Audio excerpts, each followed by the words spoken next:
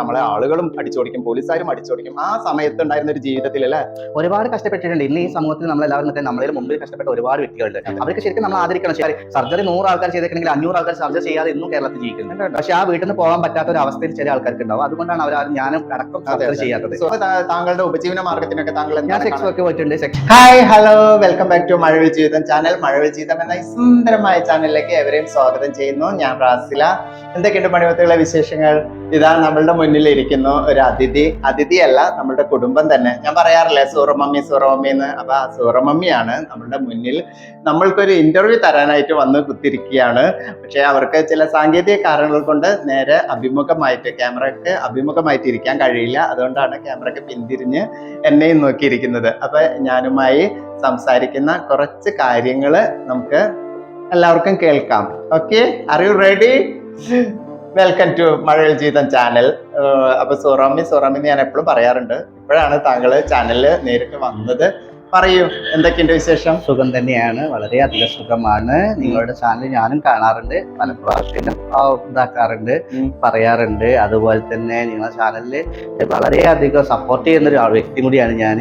അതുപോലെ തന്നെ നിങ്ങൾ സപ്പോർട്ട് ചെയ്യുന്ന ജനങ്ങൾ മൊത്തം, കേരളത്തിലെ നല്ല ഇന്ത്യയിലെ മൊത്തം, അല്ലെങ്കിൽ പുറത്തിൽ എല്ലാവരും, ലോകത്തിലെ എല്ലാവരും കൂടിയിട്ട് നിങ്ങളെ സപ്പോർട്ട് ചെയ്യണം. അതുപോലെ തന്നെ എന്തെങ്കിലും പോരായ്മകളോ കുറ്റങ്ങളോ കുറവുകളൊക്കെ ഉണ്ടെങ്കിൽ ക്ഷമിച്ചുകൊണ്ടും, അതുപോലെ അതൊക്കെ ഉണ്ടെങ്കിൽ പറഞ്ഞു തന്നുകൊണ്ടും എല്ലാത്തിലും മുന്നോട്ട് പോകണം എന്ന് വിനീതമായിട്ട് എന്റെ ഹൃദയം തൊട്ട് ഞാൻ എല്ലാവരോടും അഭ്യർത്ഥിക്കുകയാണ്. അപ്പൊ സുറമയൊക്കെയാണ് എന്നെ കുറെ പ്രോത്സാഹിപ്പിക്കാറുണ്ട് കേട്ടോ. നല്ലൊരു അഭ്യുദയകാംക്ഷയാണ്, നല്ലൊരു വ്യക്തിയാണ്.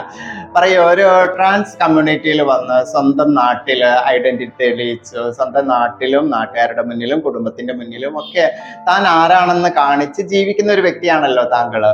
അപ്പൊ ആ ഒരു തുറസായ ജീവിതത്തില് താങ്കൾക്ക് അനുഭവപ്പെട്ട നല്ലതും ചീത്തയുമായ കാര്യങ്ങൾ എന്തൊക്കെയുണ്ട്?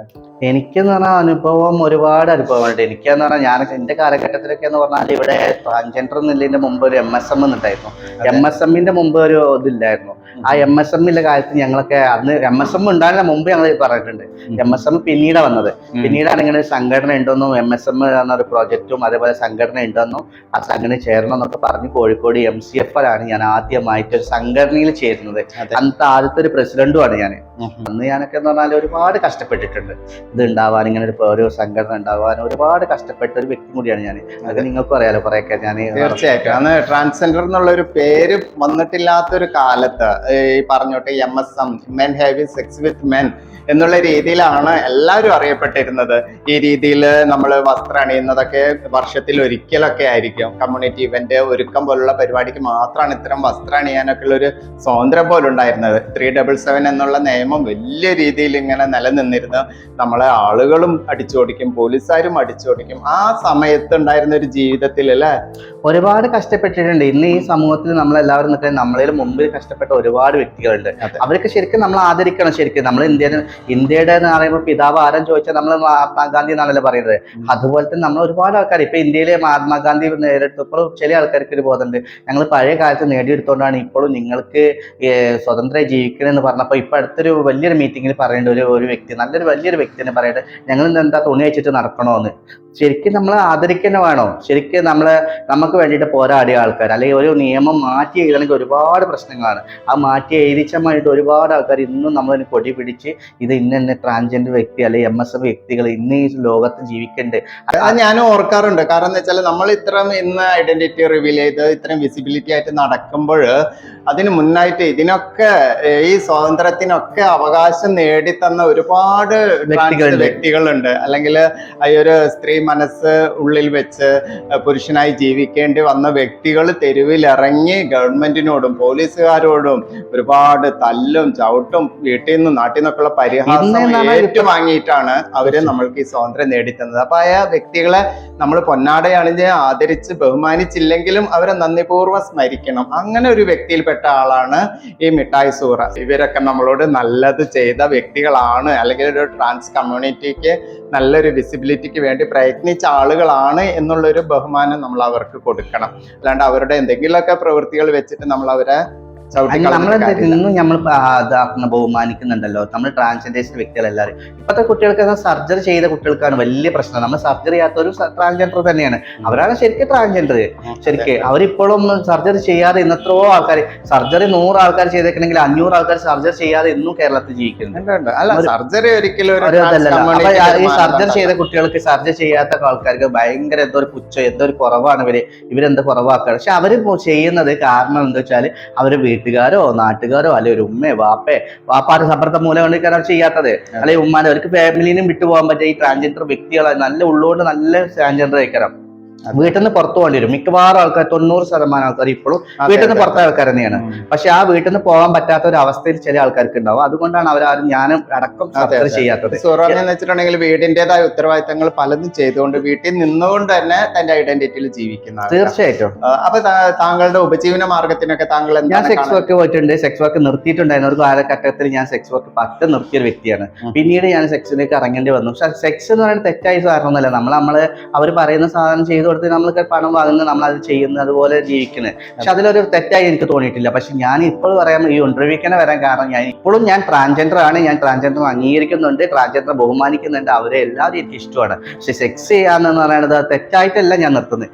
എനിക്ക് വേണ്ടാഞ്ഞിട്ടല്ല, ഞാൻ ഇതിന്റെ സ്വന്തം അഭിപ്രായത്തിൽ മറ്റേതാ കാര്യങ്ങൾ ഞാൻ നിർത്തേണ്ടി വന്നത് വേറൊരു കാരണം കൊണ്ട് നിർത്തേണ്ടി വന്നതാണ്, അല്ലെങ്കിൽ മറ്റുള്ള ആൾക്കാർക്ക് വേണ്ടിയിട്ട് നിർത്തേണ്ടി വന്നു. ഇത് ഞാൻ എൻ്റെ സ്വന്തമായിട്ട് ജോലി ചെയ്യാനും ജോലി ചെയ്ത് ജീവിക്കുക എന്നുള്ളത് തീരുമാനമായി. കാരണം അതിലെ ഫണ്ടും കാര്യങ്ങളും പ്രാപ്തിയൊക്കെ ഞാൻ കൊണ്ടുവന്ന് ഇപ്പൊ ഞാനൊരു ജോലിയിൽ ഏർപ്പെടാം എന്ന് വിചാരിച്ചിട്ടാണ് ഞാൻ അങ്ങനെ തീരുമാനം 2024 ഞാനൊരു തീരുമാനം. 2024 നമ്മൾ പലവിധ പ്രതിജ്ഞകൾ ചെയ്യാറുണ്ട്. അപ്പോൾ ഒരു വലിയ രീതിയിൽ ജീവിതത്തിന്റെ വഴിത്തിരിവ്, ഒരു ടേണിംഗ് പോയിന്റ് ആണ് മിഠായി സൂറ ഒരു തീരുമാനം എടുത്തിരിക്കുന്നത്. 2024 മുതൽ താൻ തന്റെ സെക്സ് വർക്ക് ജീവിതം, ഒരു ലൈംഗിക തൊഴിൽ എന്നുള്ള ജീവിതം പാടെ നിർത്തിയിട്ട് മറ്റൊരു ബിസിനസ് പരമായ ഒരു ജീവിതത്തിലേക്ക് നീങ്ങാണ്. അപ്പൊ ഈ ഒരു ജീവിതത്തില് ഒരുപാട് വർഷത്തിൽ നല്ല നല്ല ബന്ധങ്ങളും നല്ല റിലേഷൻ, തീർച്ചയായിട്ടും നല്ല ഫ്രണ്ട്ഷിപ്പും ഒക്കെ കണക്ക് തന്നെയാണ്. സെക്സ് ചെയ്യുന്ന ആൾക്കാർ വലിയ കമ്പനിയൊക്കെ അടിച്ചു വരും. ഒരു ബിസിനസ് പരമായി അല്ലെങ്കിൽ സ്വയം തൊഴില് പല രീതിയിലുള്ള ജോലികൾ ചെയ്യാം എന്നുള്ള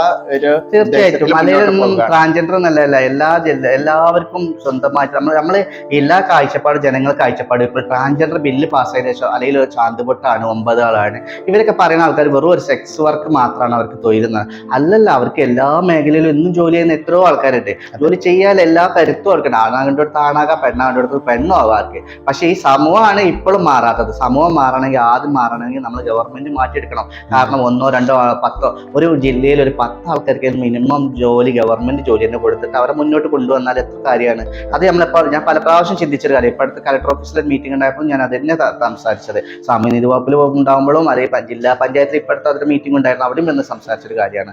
കാരണം 10 ആൾക്കാർക്ക് ജോലി കൊടുക്കണം. എന്നിട്ട് ജനങ്ങളെ അംഗീകരിച്ച് മെല്ലെ മെല്ലെ ജനങ്ങളെ അംഗീകരിക്കണം. ഈ ഗവൺമെന്റ് മുന്നിട്ടിറങ്ങാതെ ഒരു കാര്യം നമുക്ക് നടക്കാൻ പറ്റില്ല. ഗവൺമെന്റിന്റെ ഒരു കരുത്ത് വേണം നമുക്ക് തീർച്ചയായിട്ടും. അത് ഇപ്പോഴും നമുക്ക് കിട്ടാതെ പോകുന്നുണ്ട് ഒരുപാട്. ഇവിടെ ജോലി എന്ന് പറയുന്നത് ആർക്ക് ജോലി കൊടുത്തു, എന്ത് ജോലി, കുറച്ച് ജോലി. എത്രയോ നല്ല ആൾക്കാർ ജോലി നഷ്ടപ്പെട്ട കാര്യങ്ങളും നമുക്കറിയാം. എത്ര നല്ലൊരു പൊസിഷനിൽ നിന്ന് ഒരു IPS ഒരു ജോലിക്കാരി ട്രാൻസ്ജെൻഡർ അതിന്റെ ശേഷം ജോലി നഷ്ടപ്പെട്ടു.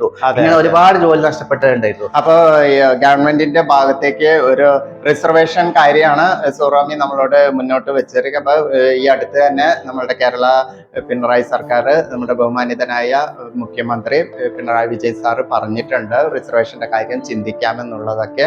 അപ്പൊ എന്തൊക്കെ തന്നെ ആയാലും ജോലി സാധ്യതയും ഗവൺമെന്റ് KSRTC ബസ്സിൽ എന്തോ ഇത് കൊടുക്കാൻ ആഴ്ച മുമ്പിലാണ് അതൊക്കെ എങ്ങനെ മുന്നോട്ട് വരട്ടെ, അതൊക്കെ നല്ല രീതിയിൽ നടക്കും. സെക്സ് വർക്ക് ഒരു ദന്ത ലൈഫ് നിർത്തിയിട്ട് മറ്റൊരു ജീവിതത്തിലേക്ക് കടക്കുന്ന നിങ്ങൾക്ക് എല്ലാവിധ ആശംസകളും ശരിയാണ്. നിങ്ങളെ ബഹുമാനിക്കുന്നു, നിങ്ങളെ ആദരിക്കുന്നു. എന്ത് തന്നെ ആയാലും നിങ്ങൾ എടുത്ത ഒരു തീരുമാനം വളരെ വലിയത് തന്നെയാണ്. കാരണം നമ്മള് റോട്ടിൽ എത്തിപ്പെട്ടാല്, തെരുവിൽ എത്തിപ്പെട്ടാല്, ഒരു ദന്ത ലൈഫില്, ഒരു സെക്സ് വർക്കിൽ എത്തിപ്പെട്ടാല് അത് വലിയൊരു കുഴിയിലേക്ക് വീണ പോലെയാണ്. നമ്മൾക്ക് പിന്നെ എന്തൊക്കെ അവിടെ നിന്ന് രക്ഷപ്പെടാൻ ശ്രമിച്ചാലും രക്ഷപ്പെടാൻ നമ്മൾ ആക്കിയിട്ടല്ല, നമ്മൾ സ്വന്തമായിട്ട് അത് പല സാഹചര്യങ്ങൾ കൊണ്ട് നമ്മൾ അവിടെ എത്തിപ്പെട്ടതാണ്. പക്ഷെ പിന്നീട് അവിടെ നിന്ന് ഒരു മോചനം, നമ്മളെ ആരൊക്കെ നമ്മളെ ജോലിപരമായിട്ടും മറ്റുപരമായിട്ടും ഒക്കെ രക്ഷപ്പെടുത്തിയാലും നമുക്ക് അവിടുന്ന് രക്ഷപ്പെടാൻ കഴിയില്ല. പ്രധാനമായിട്ട് തന്നെ ഉള്ളത് പൈസ. നമ്മൾക്ക് ജീവിക്കാൻ പൈസ ഒരുപാട് പെട്ടെന്ന് കിട്ടുന്നു, അത് ഒരു ജീവിത വരുമാനത്തിനുള്ളത് വേഗം കിട്ടുന്നു. പിന്നെ അതുപോലെ പലവിധ പ്രയാസങ്ങളിലാണ് നമ്മളവിടെ ഒരു ആഴ്ന്ന ഒരു വലിയ ഗർത്തത്തില് അടിയിലെത്തിയപ്പെട്ട പോലെ ആയിരിക്കും. പിന്നെ അവിടുന്ന് പിടിച്ചു കയറി വരാന്നുള്ളത് ഒരു വലിയ പ്രയത്നമാണ്. പക്ഷെ സ്വയം തീരുമാനത്തിൽ, സ്വയം ഇച്ഛാശക്തിയിൽ സൂറ ഇതാ ഉയർത്തെഴുന്നേറ്റ് വന്നിരിക്കുന്നു പുതിയൊരു ജീവിതത്തിലേക്ക്. അപ്പൊ എല്ലാവരും പ്രാർത്ഥിക്കണം, ആശംസിക്കണം, അവർക്ക് വേണ്ട എല്ലാവരും സപ്പോർട്ടും വേണം. നിങ്ങളുടെ പ്രാർത്ഥനയാണ് ഏറ്റവും വലുത്. അതെ അതെ അതെ അതെ. പിന്നെ അപ്പൊ താങ്കള് ഈ ഒരു സെക്സ് ലൈഫിൽ തന്നെ ആ തൊഴിലിൽ നിൽക്കുമ്പോൾ ഒരു ഡ്യൂട്ടി എന്നുള്ള നിലക്കാണ് താങ്കൾ അല്ലേ? ഇപ്പോഴും മോശമായിട്ട് എനിക്ക് തോന്നിയിട്ടില്ല. ഇത് തന്നെയാണ്, നല്ല ജോലിയാണ്, നല്ല കാര്യങ്ങളാണ്, എനിക്ക് മോശമായി തോന്നിയിട്ടില്ല. അതിൽ അല്ലെങ്കിൽ അനുഭവങ്ങൾ സർക്കാർ ഇനിയെങ്കിലും സർക്കാർ ഇതിന് ഉയരണം.